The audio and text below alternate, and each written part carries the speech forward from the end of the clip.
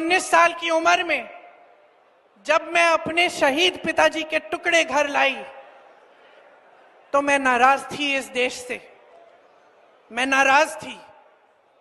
मेरे दिल में यह भावना थी, मैंने अपने पिता को भेजा, तुम्हारा काम था सुरक्षित रखना। मैंने अपने पिता को हिफाजत से तुम्हारे पास भेजा और तुमने ये टुकड़े लौटा दिए मुझे, और वो टुकड़े इस झंडे में लपेटे हुए थे, देश के झंडे में। मैं नाराज थी। मैं समझती हूं शहादत की का क्या मतलब है। जैसे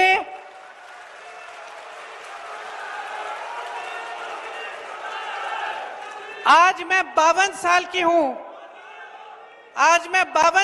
हूं, पहली बार मैंने ये चीज सार्वजनिक ऐसे मंच पे कही है। लेकिन वो जो नाराजगी थी मेरी, आस्ते आस्ते मैं समझी कि उस तरह की जो नाराजगी होती है वो सिर्फ उससे होती है जिससे प्रेम करते हैं हम। मेरे देश के लिए मेरे दिल में कितना प्रेम है, मैं कैसे समझाऊं। जब मोदी जी मंच पे खड़े होकर मेरे पिता को देशद्रोही बोलते हैं, जब मोदी जी कहते हैं कि मेरे पिताजी ने कोई कानून बदल दिया अपनी मां से विरासत लेने के लिए, तो मेरे दिल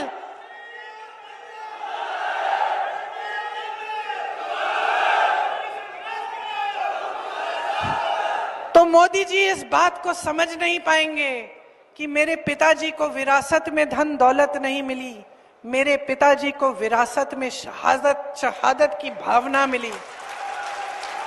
आप समझ सकते हैं, आप समझ सकते हैं। इस देश के किसान हो, इस देश की मिट्टी आपने सींची है अपने पसीने से, अपने इतने बेटे भेजे हैं सरहद पे।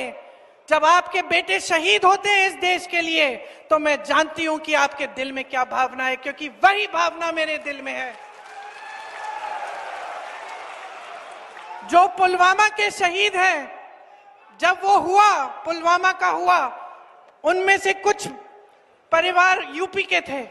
उस समय मैं यूपी में थी, मैं गई उनके घर, और ज्यादातर परिवारों में पता है क्या बताया उन्होंने मुझे? जो बच्चे बचे थे उन्होंने कहा, दीदी हमको भी सेना में भर्ती होना है। एक लड़की थी, उसका भाई एयरफोर्स में था, उसने कहा दीदी मैं पायलट बनूंगी, मैं एयरफोर्स में भर्ती होंगी। यही है शहादत की भावना। ये भावना मोदी जी नहीं समझ सकते। जो मोदी जी इंदिरा गांधी जैसी एक शहीद के बारे में उल्टी सीधी बातें करते हैं, जो मोदी जी इस भावना को देख के सिर्फ परिवारवाद देखते हैं लेकिन देशभक्ति नहीं देखते, देश की सेवा नहीं देखते, वो इस भावना को नहीं समझ सकते। मैं आपको ये कहने आई हूं कि हमें देशद्रोही कहें, हमें घर से निकाल दें, मेरे भाई को संसद से निकाल दिया, हम पे केस डाले।